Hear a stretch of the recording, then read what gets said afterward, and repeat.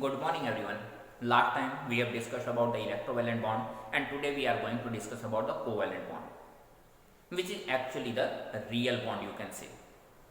In the case of the electrovalent bond, whatever we were seeing that the transfer of electron was taking place from electropositive one to the electronegative one. But in this case, in the case of the covalent bond, the sharing of electron takes place. What type of sharing? That is the mutual sharing of electron. एक तेरा एक मेरा वाला. That means both the atoms are sharing the same number of electrons in the process. That is called the mutual sharing of the electron. So the covalent bond is made by the mutual sharing of the electron.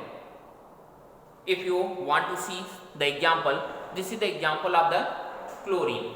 The chlorine having 7 electron in their valence shell, and the next chlorine also have the same number of electron. I am showing it with the cross. Now this one have the 7 electron, this one also have the 7 electron. This one need one more to complete their octet, this one also need one more to complete their octet. Then what will happen? They will share one electron each and will form the covalent bond. Here you can say that the number of shared electron is just one pair. If the one pair electron will be shared, that will be called the single bond.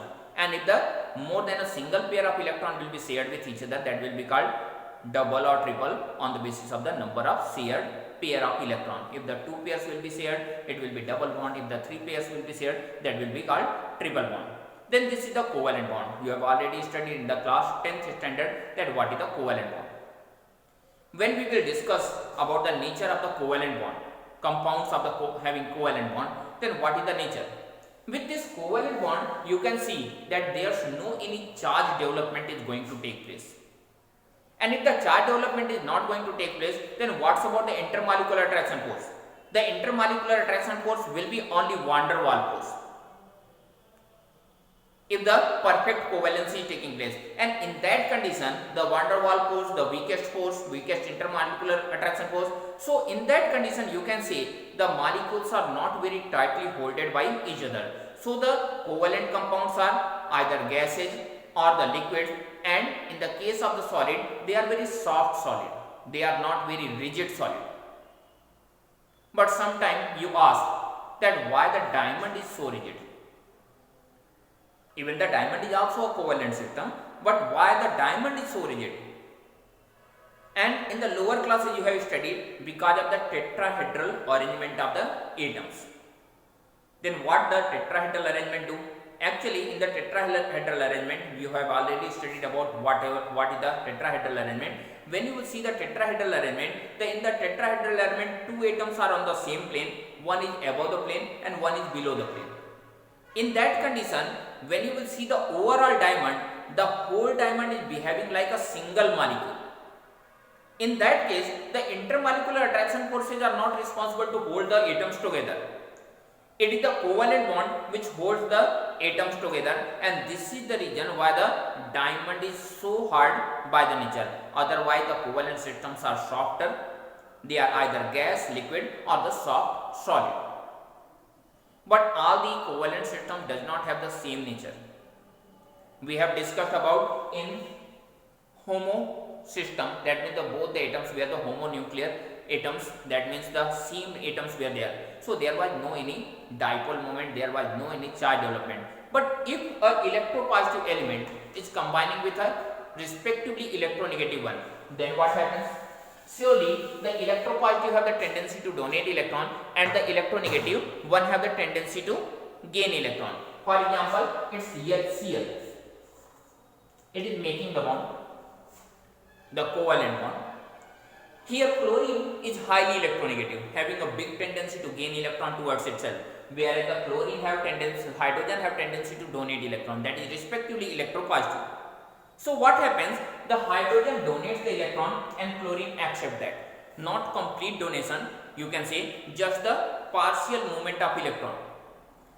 And you can see the electron are shifting somewhere here.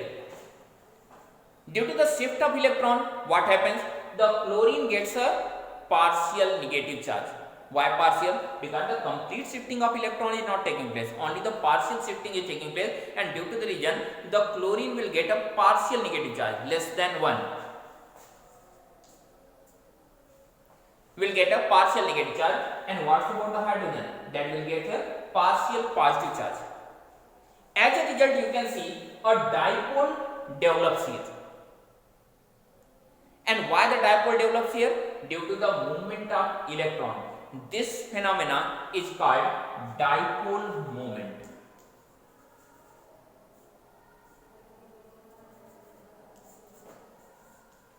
Dipole moment.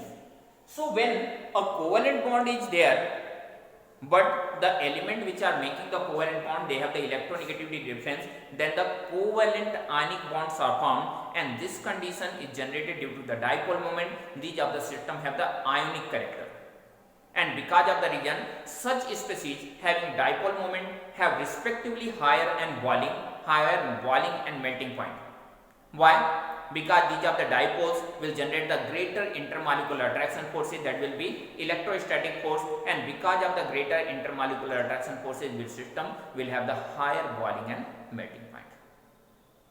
Now, when you will see in some of the cases, for example, when we discuss about the BF3, we say that all the bonds in BF3 are the polar.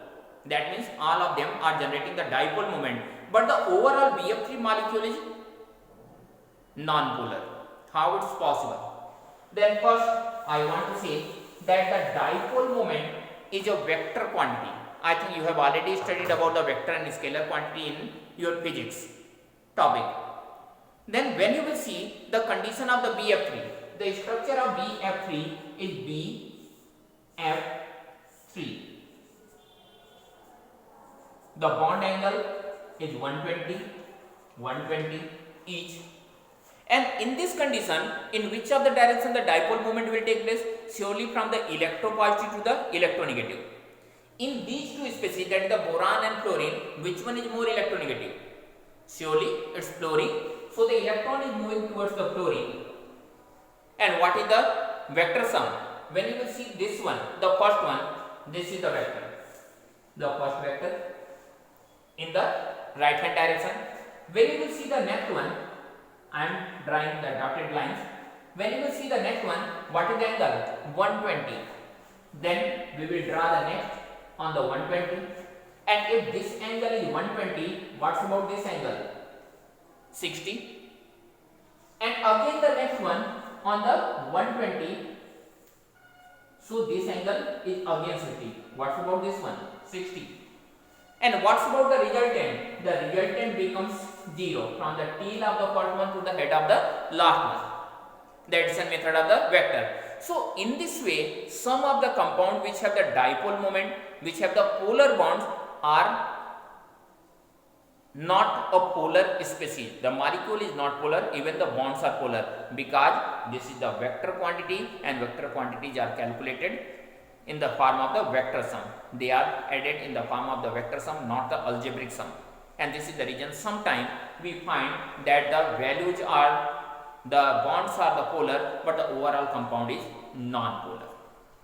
Okay, we can see some of the other examples. You can see BeCl2, you can see PCl5, you can see some of the other species. Just go through these of the topics and discuss that which one have the greater dipole moment. The next type of the bonding, that is called the coordination bond or the dative bond. We will discuss it in the next video. Till then, bye. Have a nice day.